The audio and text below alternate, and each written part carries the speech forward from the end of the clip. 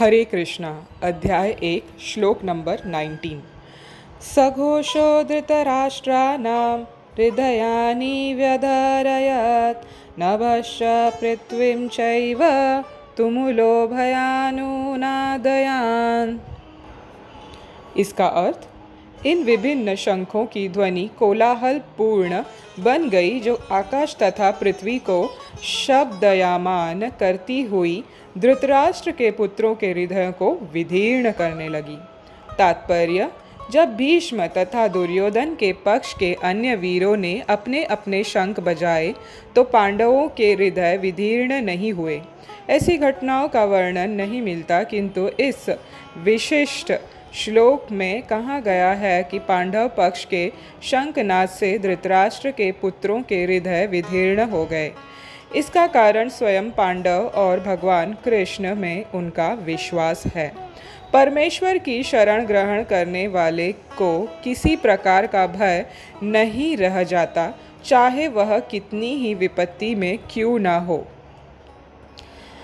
तो ये था श्रीला प्रभुपाद जी द्वारा दिया गया तात्पर्य। दोस्तों, एक महान संत हुए हैं गुजरात में जिनकी बहुत प्रतिष्ठा है। मैंने सुना है वहाँ पे बड़ौदा में उनका स्मारक भी बनाया गया है। उनका नाम है नरसिंह मेहता। उनके एक बहुत सुंदर भजन है जो आप चाहिए तो गूगल करके सुन भी सकते हो। बहुत सुंदर भजन है दोस्तों, जिसपे कृष्ण के बारे में उन्होंने बहुत अच्छा गुणों का वर्णन किया है। वो भजन कुछ इस तरह से है। बड़ो भरोसो तारा सावरा, बड़ो भरोसो तारा सावरा, बड़ो भरोसो, बड़ो भरोसो, बड़ो भरोसो, बड़ो भरोसो तारा सावरा। तो ये जो नरसिंह मेहता संत हैं दोस्तों, उनको भगवान पे इतना विश्वास था, इतना अटूट विश्वास था कि पग पग पे उनको बहुत तकलीफ़ें मिली, मगर तो भी वो कृष्ण के साथ इतने अंदर से इतने स्ट्रांगली जुड़े थे कि वो हर तकलीफ़ से पार होते गए। उसी तरह सेम यहाँ पे श्रीला प्रभुपाद जी ने तात्पर्य में बहुत सुंदर टीका की है। जो एक चीज़ उन्होंने बताई है विदीर्ण। विदीर्ण का मतलब है शैटरिंग, और शब्दयामान का मतलब है वाइब्रेटिंग। तो जब ये पांडवास ने सबने मिला के अपने अपने शंख नाम जो उनके थे, पांचजन्य भगवान का शंख का नाम था, पौंड्र जो था वो अर्जुन के शंख का नाम था, तो अपने अपने इन लोगों ने जब शंख बजाए तो धरती और आकाश दोनों कंपित हो गए।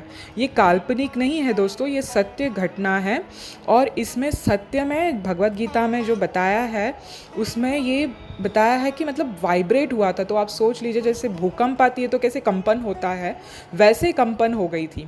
और ये कंपन न भू धरती सब में नहीं, बल्कि ये जो ये थे धृतराष्ट्र के पुत्रों में सब में उनका जो हृदय था, उनका हृदय टूट गया इन द सेंस शैटर हो गया, डर गए वो।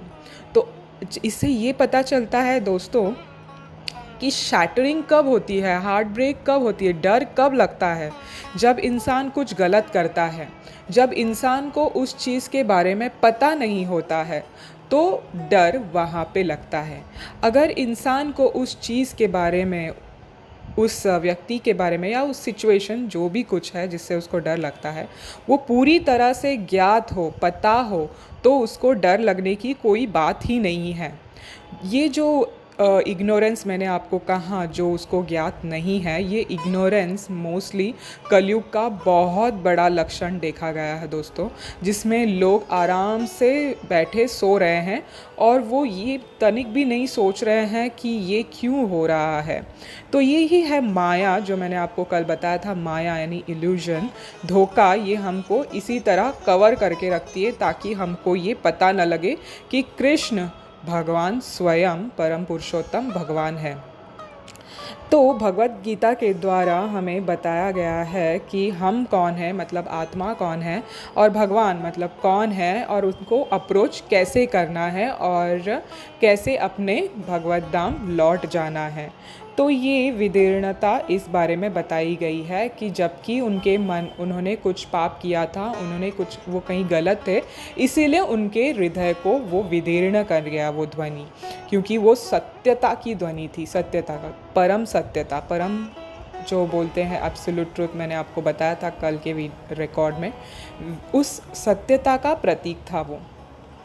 दूसरी चीज़, श्रीला प्रभुपाद ने तात्पर्य में ये सूचित किया है हमको कि पांडवास इतने निश्चिंत थे, क्योंकि इसकी निश्चिंतता के पीछे क्या रहस्य था, क्योंकि उनको पता था कि भगवान कृष्ण स्वयं उनके साथ हैं और उनको उनके ऊपर पूर्ण विश्वास था। हाँ, पूर्ण, आधा अधूरा नहीं, पूर्ण विश्वास था। यही है भक्तों की भी क्वालिटी दोस्तों, और वैष्णवास की जो भगवान विष्णु के जो वैष्णवास होते हैं, सेवक होते हैं, उनकी यही मेन क्वालिटी होती है। तो किसी भी तरह से, किसी भी समय और कभी, किसी काल, देश और इसके सिचुएशन के तहत वो हमेशा उनकी ये रहती है कि वो हमेशा भगवान कृष्ण पे निर्भर रहते हैं। कोई भी संकट आए, कोई खुशी का मौका भी आए, वो खुद उसका श्रेय नहीं लेते, वो भगवान को देते हैं। और जब भी कोई संकट आता है तब भी वो भगवान के ही ऊपर डिपेंड रहते हैं। तो ये लास्ट जो लाइन है ना दोस्तों, ये आप चाहिए तो लिख के रख लीजिए, कहाँ नोट्स में या आपके स्मार्टफोन में। ये बहुत ही महत्वपूर्ण लाइन है, जहाँ पे शास्त्रों में बहुत बार उल्लेखन किया है, कमेंट्रीज़ में वगैरह उनके, जो श्रीला प्रभुपाद ने बताया है। परमेश्वर की शरण ग्रहण करने वाले को किसी प्रकार का भय नहीं रह जाता, चाहे वह कितनी ही विपत्ति में क्यों ना हो। ये एक बहुत ही ट्रूथफुल स्टेटमेंट है दोस्तों, जहाँ पे श्रीला प्रभुपाद ने बताया है कि जब हम मतलब इसका अर्थ ये है, जब हम भगवत भक्ति करने लगते हैं तो ये स्वभावता है कि हम कोई गलती कर ही नहीं सकते, करने का संभावता ही नहीं आता है, क्योंकि हम धीरे धीरे अच्छे एक व्यक्ति में परिवर्तित होते हैं, हमारा हृदय परिवर्तन होता है।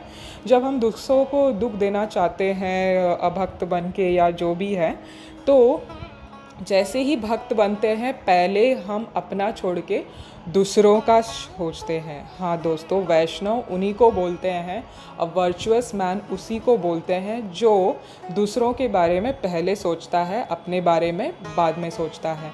इतिहास में बहुत सारी गवाहें हैं, बहुत सारी कथाएं हैं इस पे, जहाँ पे वैष्णव ने अपने आचरण से, अपने इससे गुणों से ये बताया है कि वो हमेशा दूसरों का हित करते हैं।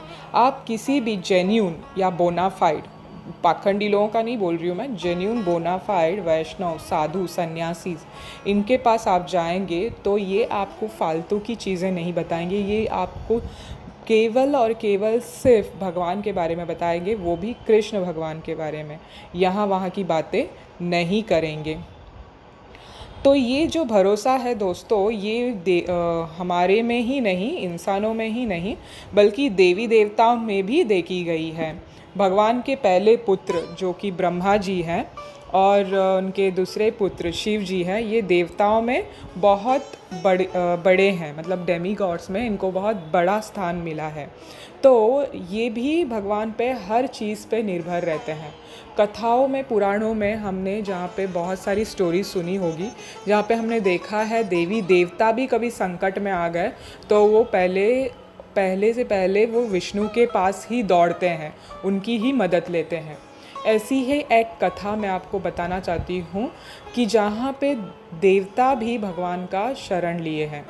ये कथा है दोस्तों भस्मासुर नामक एक दैत्य का। भस्मासुर जो था वो शिव भक्त था।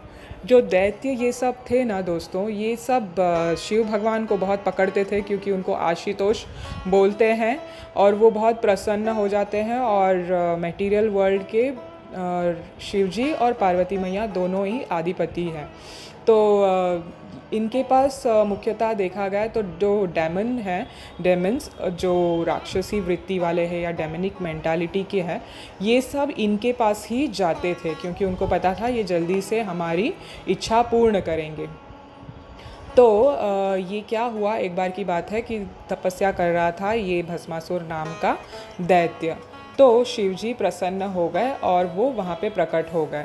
प्रकट होने पे उन्होंने एक बहुत बड़ी गलती की, वो अपने साथ अपनी बीवी पार्वती मैया को भी साथ में लेके आए। अब पार्वती मैया जो है वो कहते हैं बहुत सुंदर है दिखने में। तो दैत्य ने शिवजी ने पूछा, मैं तुमसे बहुत प्रसन्न हूँ, तुम मुझसे वर मांगो, जो भी चाहिए तुम मुझे वर मांगो।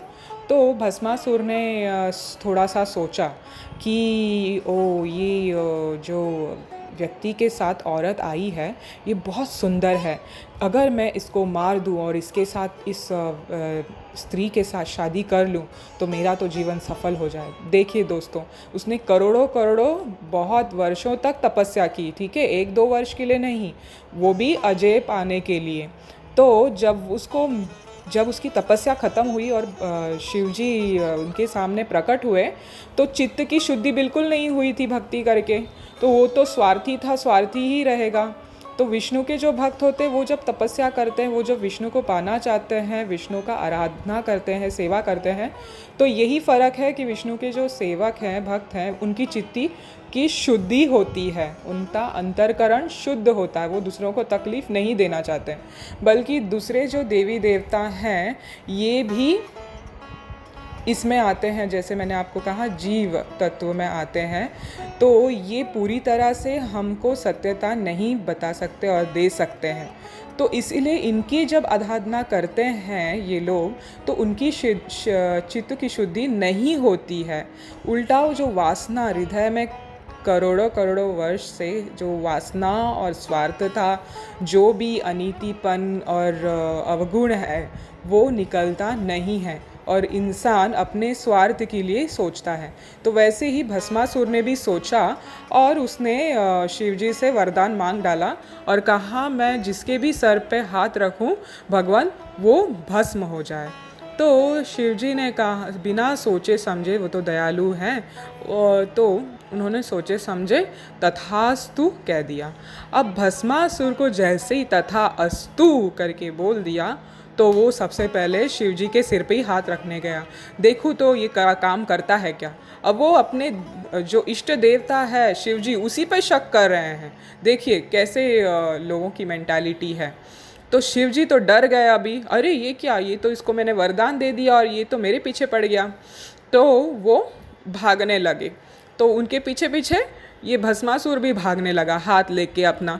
अरे रुको रुको करके, कहाँ भाग रहे हो, मुझे टेस्ट तो करने दो। तो शिवजी बोले, अरे ये क्या हो रहा है, मैंने इसको वरदान दिया और ये मेरे पीछे पड़ गया। तो वो पूरे त्रिलोक में भागने लगे। तो मन ही मन शिवजी भी उनको मधु जो बोलते हैं उनको मुकुंद प्रिय भी बोलते हैं, वो कृष्ण भगवान के परम भक्त हैं। तो उनको वैष्णवा नाम यथा शंभो भी बोलते हैं क्योंकि वो परम भक्त हैं भगवान विष्णु के। तो उन्हें मन ही मन भगवान को प्रार्थना किया और याद करना शुरू किया कि हे प्रभु, मैं तो वापस संकट में पहुंच गया और आप ही इस सिचुएशन से, इस संकट से मुझे राहत दे सकते हो, मुझे बचा सकते हो, कृपया आप मेरी सहायता करें। तो भगवान तुरंत वहाँ पे प्रकट हो गए और वो उनको डांटने लगे शिव जी को कि क्या ज़रूरत था तुमको इसको ये वरदान देने की। तो शिव जी ने कहा, अरे अब गलती हो गई, क्या करें, अब क्या पता था ये दानव के मन में ऐसी ये लेके बैठा है, भावना लेके बैठा है, अब प्रभु मदद कर दीजिए ना। तो प्रभु ने कहा ठीक है, भगवान तो बहुत दयालु हैं। तो उन्होंने बोला ठीक है, तुम यहाँ छुपे रहो, मैं जाके उसको ये करता हूँ, संभालता हूँ। तो भगवान झट से ब्राह्मण का रूप ले लिए। ब्राह्मण का रूप ले लिए तो ये जो दानव भागते भागते पीछे से आ रहा था, तो उसके साथ भगवान भी भागने लगे। तो बोले, अरे आप क्यों भाग रहे हो, आप इतना कष्ट क्यों ले रहे हो, कहाँ जा रहे हो? तो दानव ने कहा, वो जो व्यक्ति वहाँ पे भाग रहा है उससे मैंने वरदान मांगा था, तो उसने वरदान दिया कि मैं जिसके भी सर पे हाथ रखूं वो भस्म हो जाएगा। अब मैं उसके सिर पे हाथ रखना चाहता हूँ क्योंकि उसकी बीवी जो है वो बहुत खूबसूरत है और मैं उसको मार के उससे शादी करना चाहता हूँ। तो भगवान ने कहा, अरे आप ये इस पे आप ये कर रहे हो, विश्वास कर रहे हो? इसका ना कोई घर है, वो तो एक पेड़ के नीचे रहता है, शमशान में घूमते रहता है, उसने तो अपनी बीवी के लिए अभी तक कुछ जेवरात और घर वार भी नहीं बनाया है। आप इस पे यकीन कर रहे हो? वो जो रुंडमाल लेके गले में घूमते रहता है, तो क्या विश्वास आप करते हो? बताओ अब क्या बोले अभी आपको। तो दानव रुक गया भागते भागते और फिर बोलने लगा, क्या बात कर रहे हो, इसका मतलब मैं व्यर्थ में उसके पीछे भाग रहा था, आपका कहने का मतलब है? तो भगवान बोले, अरे आप खुद अपने सर पे हाथ रख के क्यों नहीं टेस्ट कर लेते, अगर इतना आपको डाउट है तो भस्मासुर तो पहले से दानव वृत्ति का था, उसको तो कुछ अक्ल नहीं थी। दानवों को तो अक्ल नहीं होती, वो तो जैसे खेलते हैं अपनी वृत्ति से। तो उसने तुरंत अपने सर पे हाथ रख लिया और तुरंत उसका सिर फट के भस्म हो गया। तो ये था भस्मासुर का कहानी। तो दोस्तों, इससे ये पता चलता है कि दूसरे देवी देवताओं को हमको नमस्कार करना चाहिए, आराधना उनकी करनी चाहिए, उनसे मदद मांगनी चाहिए जीवन जीविका जीने के लिए, मगर उनकी भक्ति से हमको कोई लाभ नहीं होता, क्योंकि उनकी भक्ति से पुनः पुनः हमको इसी मृत्यु लोक में आना पड़ेगा, हमको यहाँ से छुटकारा नहीं मिलेगा। तो अगर हमको वापस सुखमय जीवन आगे के लिए अगर चाहिए, अनंत काल के लिए, जिसको बोलते हैं एटर्नल लाइफ, जिसमें हम शरीर न बदले और हमको स्पिरिचुअल शरीर मिले पूर्णता से, तो उसके लिए सिर्फ और सिर्फ शास्त्र में बताया गया है। खुद भगवत गीता भी इसका बहुत बड़ा प्रमाण है कि श्री कृष्ण के शरण ले लो। हरे कृष्णा कृष्णा कृष्णा हरे हरे, हरे राम राम राम हरे हरे। श्रीला प्रभुपाद की जय।